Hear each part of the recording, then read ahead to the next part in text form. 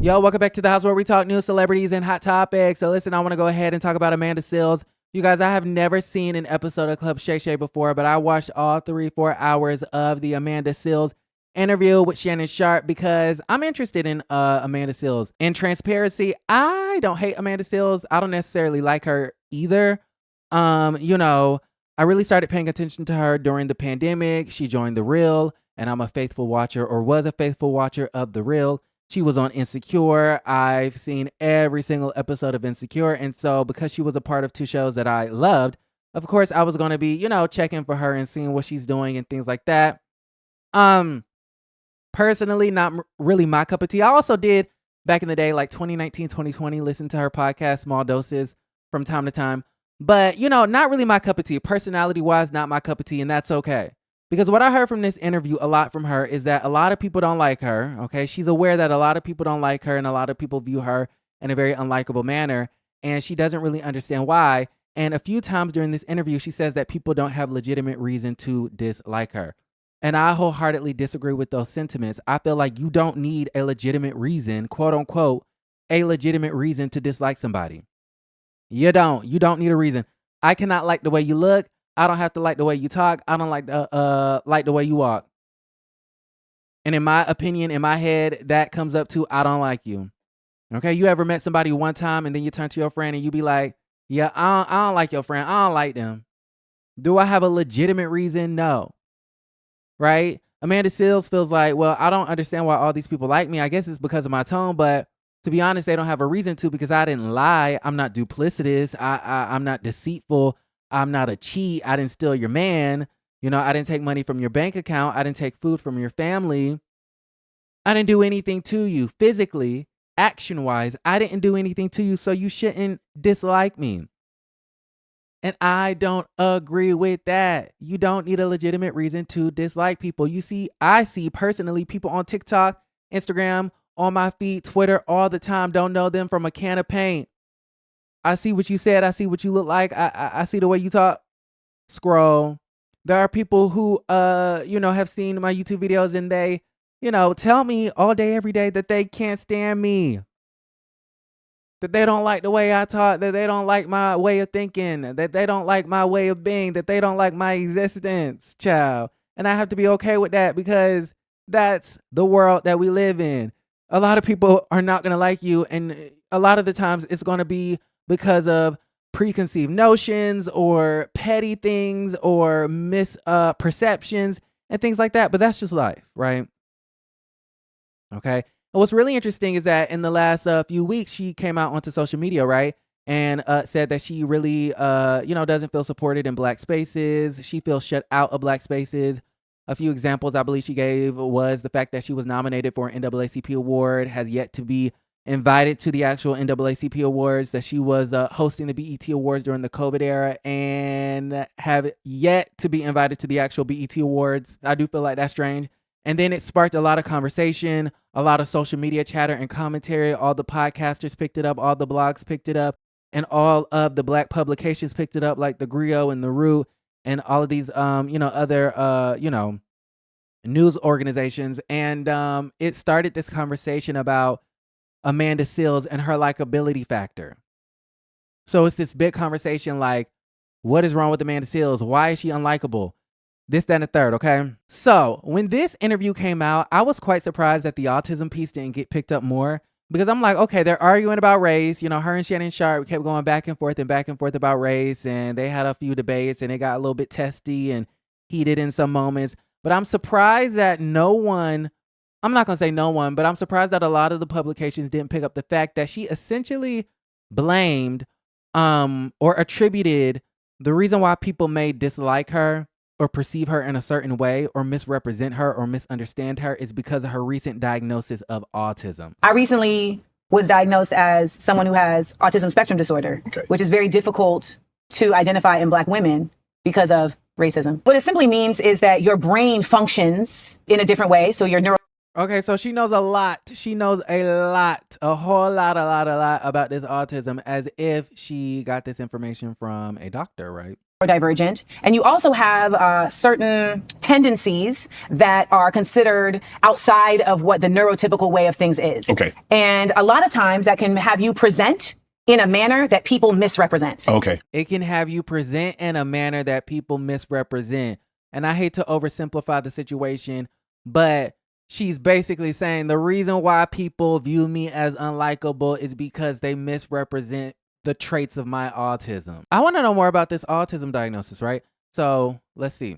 How old were you when you got diagnosed? Great question, Mr. Journalist, Mr. Shannon Sharpe. And y'all, they dragged the hell out of Shannon Sharpe for this interview. And that's a whole different conversation for a different day. How old were you when you got diagnosed? Well, what's today?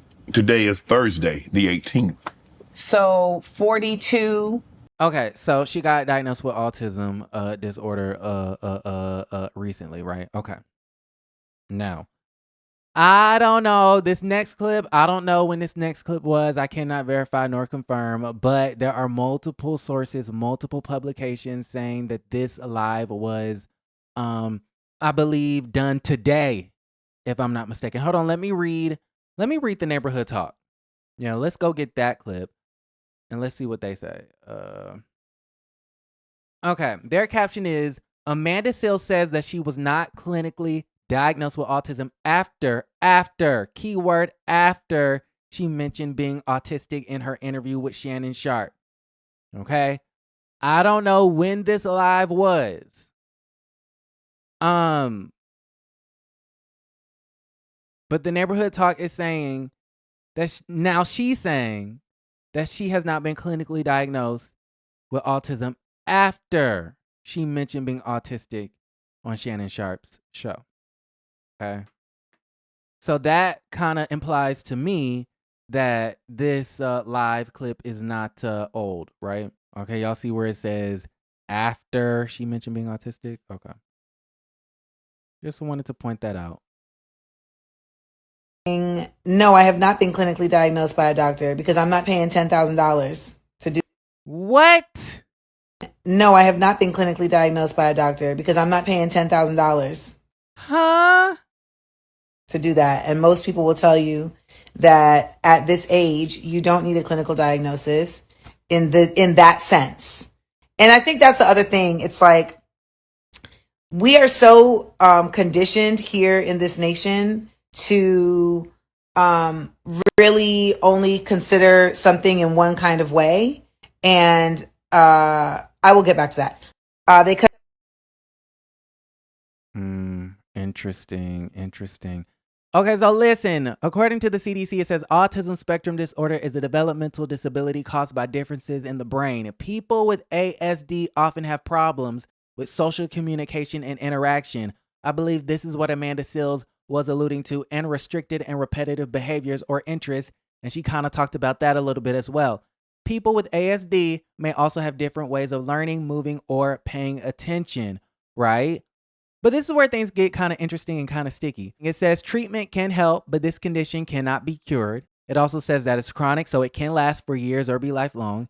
It says that it requires a medical diagnosis, but lab tests or imaging are rarely required. Now, let me show you what also the CDC says. There is no specific medical test to diagnose autism spectrum disorder. Instead, doctors and psychologists diagnose ASD by observing a child's behavior and developmental history and listening to their parents' concerns.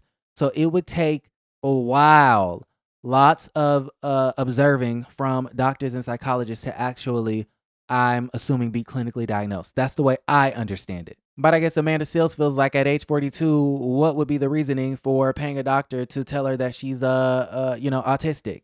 So let's say Miss Amanda Seales, is clinically diagnosed. Well, what's the treatment? Well, according to what I just searched up, they say therapy. A therapist can help you develop adaptive solutions such as reframing your thoughts and building more effective communication skills, or medication from a psychiatrist. Okay. Well, I do believe that Amanda Seales already has a therapist, right? So I think that contributes to the reason why she doesn't feel the need to, quote unquote, spend $10,000 having someone tell her that she has autism disorder just to send her to a therapist, and she already has a therapist. I guess she already has the doctor, right, that is giving her the tools to help reframe her thoughts, to build more effective communication skills so that people see her as more likable. And y'all, look at this. According to the folks over there in the UK, it says common signs in autism in adults: finding it hard to understand what others are thinking or feeling, getting very anxious about social situations, finding it hard to make friends or preferring to be on your own, seeming blunt, rude, or not interested in others without meaning to. Seeming blunt, rude, or not interested in others without meaning to. Emphasis on seeming blunt, rude, or not interested in others without meaning to. Y'all, that dude kind of sound like Amanda. That dude kind of sound like Miss Sills. So low-key, I kind of get why Amanda Sills is not going to go ahead and get a clinical diagnosis. However, I'm not going to be up on the internet saying that I have something and a doctor did not tell me that I have it. Personally, for me. I'm going to go ahead and read some of the comments on X. Noelle Galvin wrote, "This is what happens when you glorify disabilities and link them to exceptional intellect. Randoms think it's cool to use undiagnosed disabilities to excuse their problematic behavior and link these disabilities with vague ideas like different, intelligent, and misunderstood." Oroku Saki said, "It's been a long time for people to stop making excuses for her. I am so convinced that she's the problem." Hairline God wrote, "There's something to be said about someone who everyone has a problem with, yet she claims that she's not the problem. I'm not going to say it though. She's an all-time professional yapper."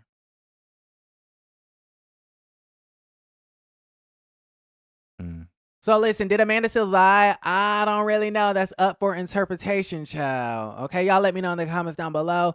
Shannon Sharpe did ask at what age you were diagnosed, and she did say age 42. I'm going to go ahead and assume that she is age 42 right now. And so I guess technically she self-diagnosed herself at age 42. I guess you can say that that's a diagnosis. Y'all let me know how y'all feel about everything in the comments down below. Like the video, subscribe to the channel, and don't forget to create a great day.